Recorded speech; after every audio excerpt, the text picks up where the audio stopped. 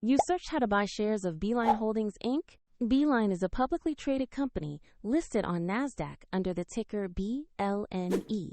And this video explains the buying steps for educational purposes only and is not financial advice. To buy BLNE, you need a brokerage account, and I will use eToro as an example to demonstrate the process. After signing up, you will need to verify your account, typically with an identity document, and add funds to your account before purchasing. Use the platform's search bar and type the ticker BLNE.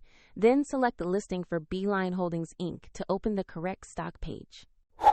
On the stock page, review the company overview and the price chart to confirm you have the Beeline Holdings Inc. NASDAQ listing and the correct asset. To place an order, click Invest, enter the amount you want to buy, review the order details, and confirm the transaction. If the market is closed, the order may be queued or placed as specified, and if you do not have sufficient funds, the platform will prompt you to add money before confirming. Your new BLNE position will appear in your portfolio, and a link to eToro with the steps shown is in the description for reference.